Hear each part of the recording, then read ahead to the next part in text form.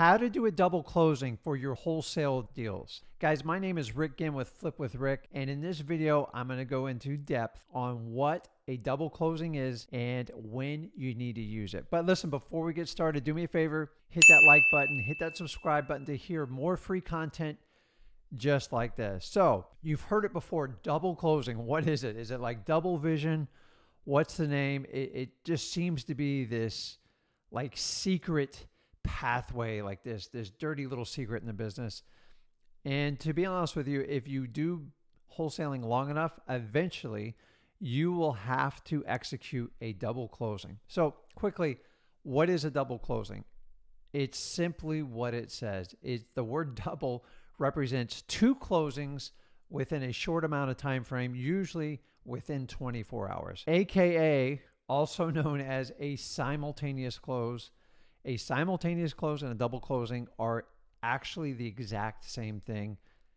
People use them interchangeably. It just depends on who you speak to, who taught you this business, and the lingo you learned. So understanding that they're the exact same thing will help clarify these issues. So let's walk through, now that we know what a double closing is, let's walk through the mechanics and how it works. And then we'll explain why you would use this techniques and the pros and cons against it. So number one is you're going to have two closings. So what I'm going to use, if you guys have heard the terminology from A to B and B to C, real quickly, A is basically your seller. That's the person you marketed to, and you're most likely, hopefully, is a motivated seller. That's your A. Your B is you, the wholesaler. Okay. And then your B again is you, the wholesaler, and C is going to be the end buyer, whatever it is, a rehabber, cash buyer, most likely. And that's how it works. So what are the structures of a double closing? So it's basically going to be two closings within a short time frame. And what happens is you're buying the property from your seller. I know what you're probably saying. Well, like, Rick, I got into wholesaling, so I didn't have to put cash in the deal. I will tell you the fundamental element of double closing is it has to be funded. So there's no way around this. Don't try to cheat it. It doesn't work. If you try any technique outside of this, trying to do an A to B and a B to C without clear division, you're most likely at risk of violating some sort of HUD law, some sort of violation for state regulations, or definitely a federal regulation. A to B, that deals its own closing. That's closing number one. And then just pretend you walked into another room and you did the B to C. In the A to B room is your seller and you sign the documents, it gets funded. Then you walk across the hallway. It's you and the end buyer, which is going to be your cash buyer. And they bring their money to the table and you sell them the property. Rick, how do I fund these types of deals? In most instances, you can set up a temporary funding source. Most likely what you'll do is either a private funding source for a very, very, very short-term period. And I used to do this when I first started wholesaling. And it's not as tough as you think it is. If you have a buyer lined up, say if I have a property under contract, say $50,000, and I have an end buyer for $80,000, and I'm going to do a double closing, basically the person only has to fund $50,000. They don't have to fund the $80,000, just $50,000. And remember, you already have all the documents secured to sell the property to the end user. You're only going to use the money basically, in essence, an hour. Like, you're going to rent the money for an hour to have that clear division from A to B and B to C.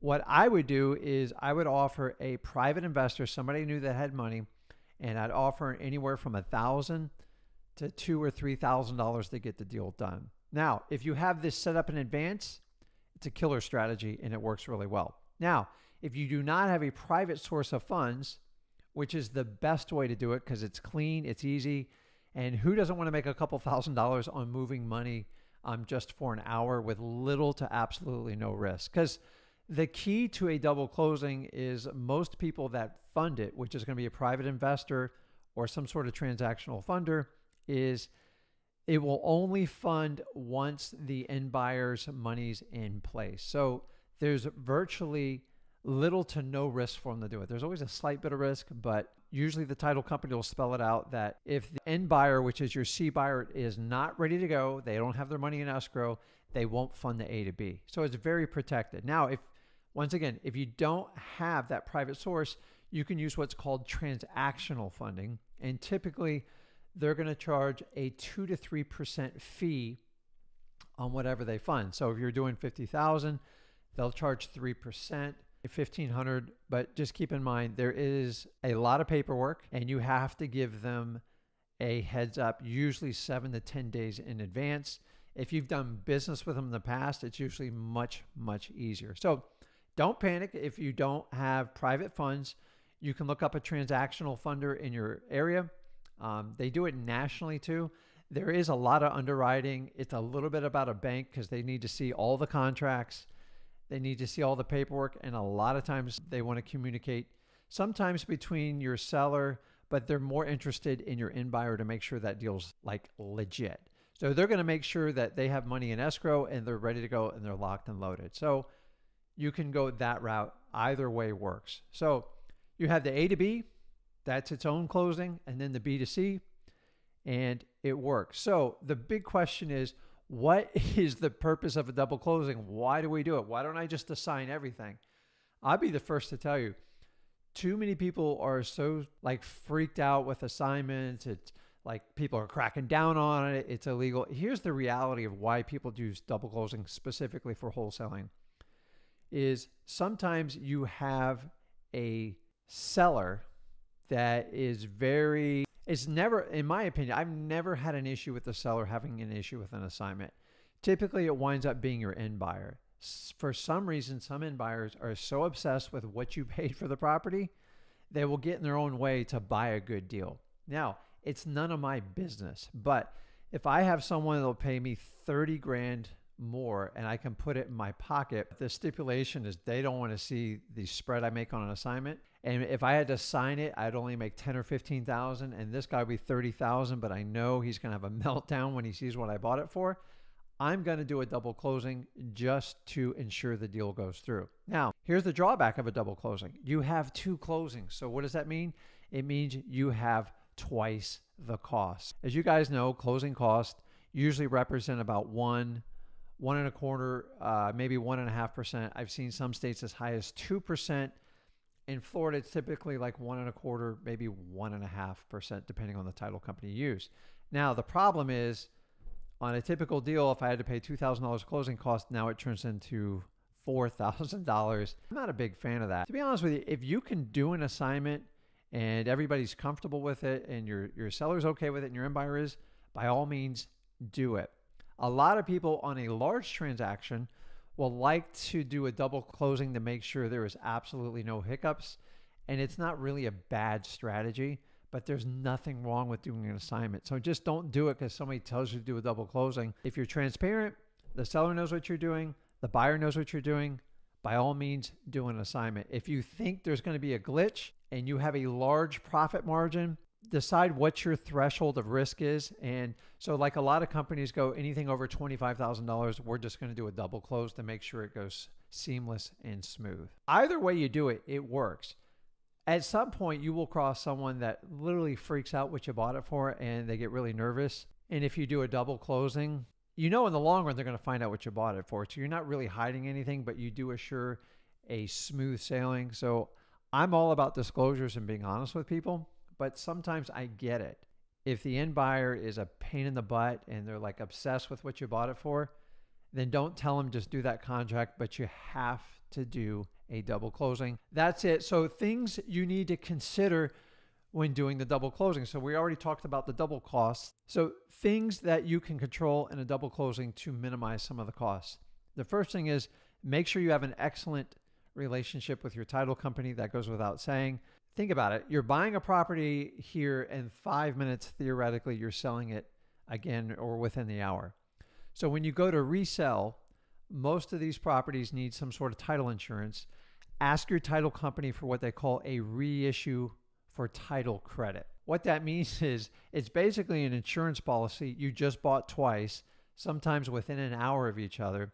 And they just insure that title for that extra. I mean, it's not even a day. I don't even think you can backdate it a day, but you're entitled to between a 50 and 60% discount on that title insurance. Make sure you get it. Number two, when you resell your contract, since they're getting two closings, and it's a wonderful business for them. By the way, most title companies love double closings because it's double the money for them, is negotiate your settlement fee. So if you paid $500 for the first one, a lot of times you can get the second one, like hopefully my title company is not watching, you can get a 50% discount on that title fee. So it's $500 on the A to B when you bought it from your seller.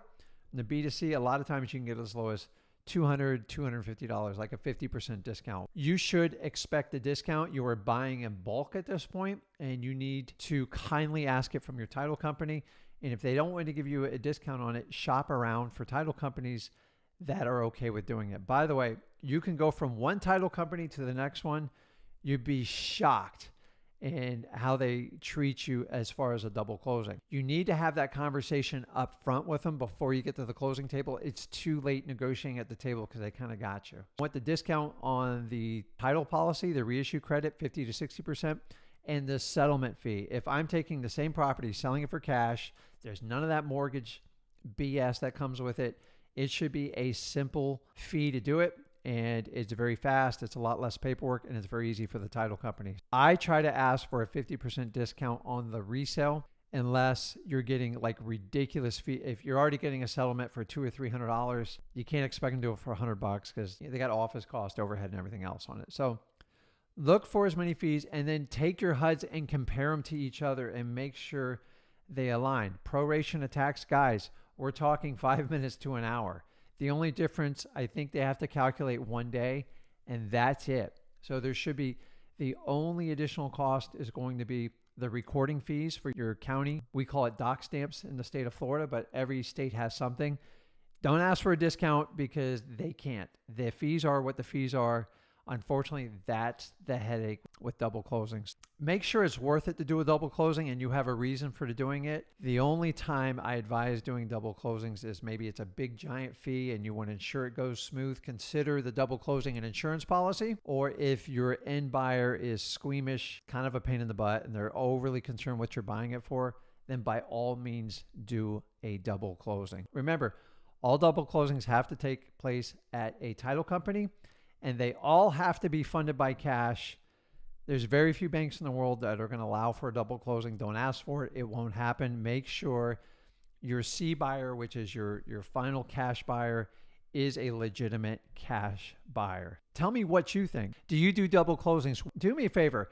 Hit that subscribe button. If you like this content, hit that like button and tell me your opinion about double closings. Do you do them?